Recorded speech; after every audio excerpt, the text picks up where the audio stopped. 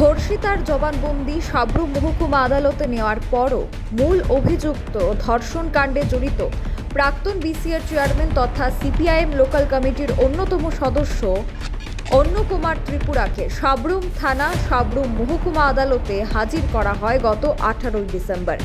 সাবরুম থানার sub inspector Ajit দেববর্মার আংশিক ভুলের কারণে এবং এপিপি প্রিয়াঙ্কা মজুমদার হাজির না থাকায় আদালতে সিজেএম রাকেশ দাস কোর্টে ধর্ষণকারী অভিযুক্ত জামিন পেয়ে যায়।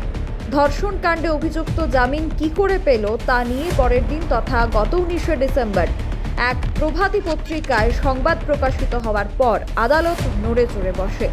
রাজ্য জুড়ে গুঞ্জন শুরু হয় স্কুটিনি। সরকার পক্ষ থেকে আবারও আদালতের কাছে জানানো হয় বিষয়টা।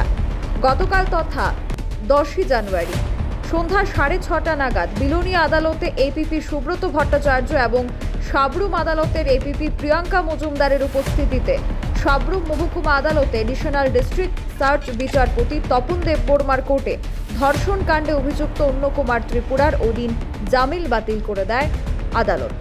18 ডিসেম্বর সোমবার সন্ধ্যা নাগাদ সাবরুম থানাতে একটি গণধর্ষণের মামলা লিপিবদ্ধ হয়।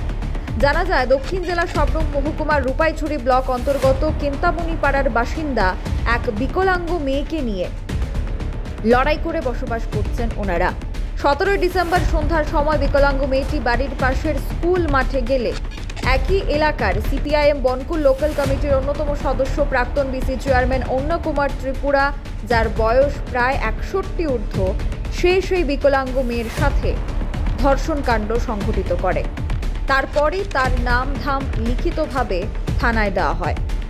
জানা যায় গত 18 ডিসেম্বর বিকেলবেলায় বনকুল কমিউনিটি হেলথ সেন্টারে নিয়ে আসা হয় মেয়েটিকে এবং সেই হেলথ সেন্টারের কর্তব্যরত চিকিৎসক পরীক্ষা নিরীক্ষা করে ঘটনার সত্যতা তুলে ধরেন সংবাদ মাধ্যমের সামনে। তারপরই ধর্ষণ কাণ্ডের আসামি অন্য কুমার ত্রিপুরার বিরুদ্ধে একটি মামলা দায়ের করে পরিবারের লোকজন সাবরুম থানায়। এই মামলা হাতে পেয়ে সাবরুম থানার পুলিশের দায়িত্বপ্রাপ্ত ওসি অপু দে এবং অন্য কুমার ত্রিপুরাকে গ্রেপ্তার করে তার বিরুদ্ধে সাবরুম থানার পুলিশ একটি মামলা হাতে নেয়, যার case number 71 under section 341/376 IPC ধারায় মামলা রুজু করা হয় এবং আজ সেই অভিযুক্তকে সাবরুম মহকুমা আদালতে প্রেরণ করা হয়। Bureau report, social Bangla. আপনার নাম? Priyanka Majumdar, APP incharge, Sabroom SDGM court. তো কি হয়েছে আজকে? আজকে অ্যাকচুয়ালি একটা কেস ছিল। কেস নাম্বার হচ্ছে আপনার SBN 71/2023। কেসটা রেজিস্টার হয়েছিল আপনার আন্ডার সেকশন 341 376 আইপিসিতে। তো কেসটা রেজিস্টার হয়েছে 18/12/2023 আর সেটা কোর্টে উঠেছিল 19/12/2023-এ। তো সেদিন সে কেসটা 376-এর মামলা, সেদিন জামিন হয়ে যায়। পরবর্তীকালে আমরা এটা এডিজি কোর্টে এটা রিভিশনের জন্য যাই।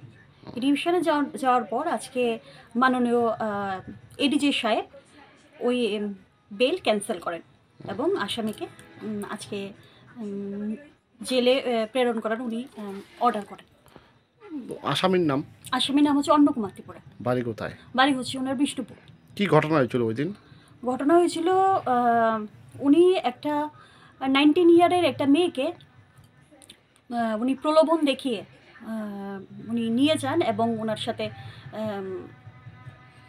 যেটা ফিজিক্যালি ওনাকে মেয়েটাকে ইন্টারকোর্স করা হয়, 376 যাকে বলে ওইটা করা হয়, করেছেন আর কি। তার জন্য ওনার এগেনস্টে ভারতীয় দণ্ডবিধি 376-এ মামলা রুজু করা হয় এবং সেই পরিপ্রেক্ষিতেই আজকে ক্যান্সেলেশনের প্রেয়ার ছিল। উনি সেদিনই জামিন পেয়ে গেছিলেন, কিন্তু পরবর্তী সময় এটা এডিজি কোর্টে আমরা ক্যান্সেলেশনের জন্য প্রেয়ার করি।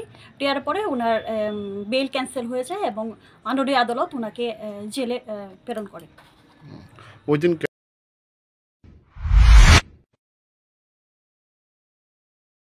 আমার বাড়িতে সবাই খুব প্রচুর বসে, প্রতিদিন কিছু না কিছু একটা নতুন রান্না হয় আর সবাই খুব মজা করে চেটে পুটে খায়। সবাই বলে আমার হাতের জাদুতেই নাকি রান্না এত ভালো হয়। আর আমি বলি সবটাই হলো PR গোল্ড কচ্চি ঘানি সরিষার তেলের জাদু। হ্যাঁ, সরাসরি কৃষকদের কাছ থেকে ক্রয় করা আসল সরিষার দানা থেকে তৈরি হয় পিআর গোল্ড কচ্চি ঘনি সরিষার তেল, যার খাঁটি ঝাঁজ এবং গুণমান আপনার খাবারকে করে তোলে সুগন্ধ ও সুস্বাদুকর। আর আপনার রান্নাঘরে যখন পিআর গোল্ড কচ্চি ঘনি সর্ষের তেল থাকবে, তখন প্রশংসা তো সবাই করবেই। পিআর গোল্ড কচ্চি ঘনি সরিষার তেল, খাঁটি তেল, খাঁটি ছাঁচ।